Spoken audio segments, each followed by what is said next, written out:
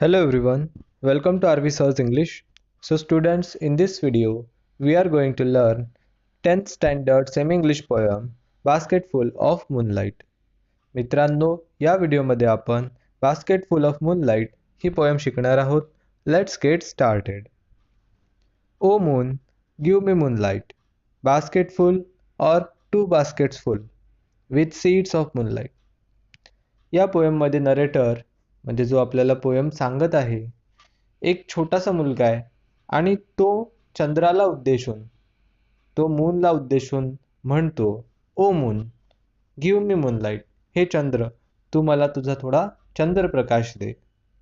Basket फुल और to baskets फुल, एक टोपलं भरून किंवा दोन टोपली भरून दे.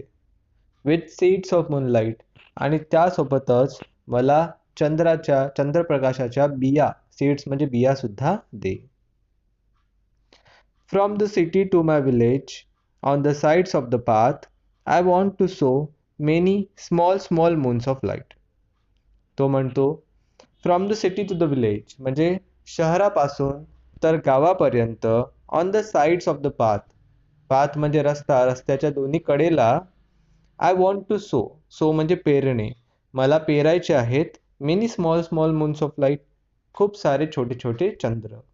तो म्हणतो की शहरापासून गावापर्यंत रस्त्याच्या कडेला मला छोटे छोटे चंद्र पेरायचे आहेत. The whole village goes to the city daily to work, it becomes dark on its way back as my village is quite फार.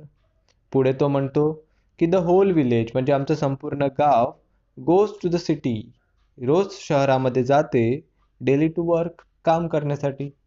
तो म्हणतो की आमचं संपूर्ण गाव रोज कामानिमित्त काम करायसाठी शहरामध्ये जाते. It becomes dark on its way back, आणि जेव्हा ते परतत असतात तेव्हा त्यांना खूप अंधार होतो. As my village is quite फार, कारण माझं गाव हे शहरापासून थोडं लांब आहे. त्यामुळे जे लोक कामावरून परततात तेव्हा परत येताना त्यांना खूप अंधारामधून यावं लागते. The route is tough and full of snakes and scorpions, neither bus nor cart plies. When my father returns home, I am asleep. पुढे तो म्हणतो की the route is tough, tough म्हणजे कठीण, रूट म्हणजे रस्ता, रस्ता फारच खडतर आहे. Full of snakes and scorpion, आणि संपूर्ण रस्त्यावर स्नेक्स आणि स्कॉर्पियन, स्नेक म्हणजे साप आणि स्कॉर्पियन म्हणजे विंचू, यांचा सुळसुळाट आहे. म्हणजे रस्ता जो आहे तो खूपच खडतर आहे आणि रस्त्यावरून प्रवास करताना जीवाला सुद्धा धोका आहे. नायदर बस नॉर कार्ट प्लाइज, आणि त्या रस्त्याने बस आणि कार्ट, कार्ट म्हणजे गाडी, कुठलीही गाडी किंवा बस, प्लाइज म्हणजे ट्रॅव्हल करणे, प्रवास करणे, तर त्या रस्त्याने कुठलीही गाडी किंवा बस ये जा करत नाही. When my father returns home I am asleep, आणि पुढे तो म्हणतो की जेव्हा माझे वडील घरी येतात तेव्हा मी झोपलेला असतो. And he goes back early in the morning while I am sleeping, आणि जेव्हा ते परत जातात म्हणजे परत सकाळी कामाला जातात, अगदी सकाळी सकाळी, तेव्हा सुद्धा मी झोपलेला असतो. म्हणजे नरेटर आणि त्याच्या वडिलांची भेट होत नाही. O moon give me a basket full of moonlight on loan. मग तो पुढे म्हणतो, O moon give me a basket full of moonlight, हे चंद्र तू मला तुझा एक टोपलीभर चंद्रप्रकाश दे, पण कसा दे, ऑन लोन म्हणजे कर्ज म्हणून दे. I want to light the dark route so that my father returns early. कारण मला डार्क रूट म्हणजे अंधारलेला रस्ता जो आहे तो लाईट म्हणजे प्रकाशित करायचा आहे, जेणेकरून माय फादर रिटर्न्स अर्ली, माझे वडील लवकर घरी आले पाहिजेत.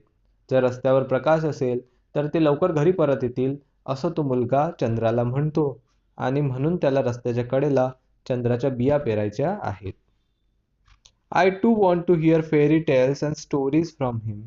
पुढे तो म्हणतो की मला पण माझ्या वडिलांकडून फेरी टेल्स म्हणजे परीकथा आणि गोष्टी ऐकायच्या आहेत, त्यामुळे तू मला तुझा चंद्रप्रकाश लोन म्हणून, कर्ज म्हणून दे. O moon give me a basket full of moonlight, I want to sow seeds of moon on the sides of the path. पुन्हा अगेन तो मुलगा चंद्राला उद्देशून म्हणतो, चंद्र तू मला एक टोपली भरून तुझा चंद्रप्रकाश दे. I want to sow seeds of moon on the sides of the path, मला रस्त्याच्या कडेला छोटे छोटे चंद्र पेरायचे आहेत, चंद्राच्या बिया पेरायच्या आहेत. तर सुनील शर्मा यांनी लिहिलेली poem translated from Dogri, Dogri भाषेमधून इंग्लिशमध्ये ट्रान्सलेट केलेली आहे.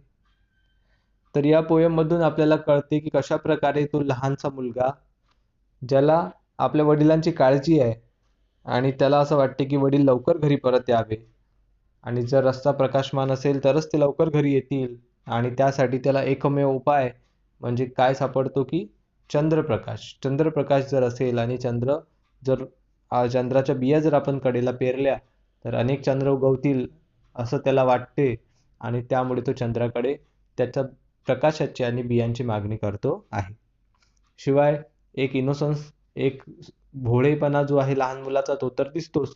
त्याशिवाय आपल्याला इथे आजही रुरल एरिया म्हणजे जो गावाकडचा भाग आहे किंवा शहराच्या जीवनापासून थोडा दूर असलेला भाग आहे, तिथल्या समस्या सुद्धा त्या समस्यांना सुद्धा ही पोयम अधोरेखित करते. तर आय होप तुम्हाला ही पोयम खूप चांगल्या पद्धतीने समजली असणार. समजली असल्यास नक्की व्हिडिओला लाईक करा, मित्रांबरोबर शेअर करा. नवीन असाल तर सबस्क्राईब करायला विसरू नका. I will see you in another video. Till then take care. Good bye.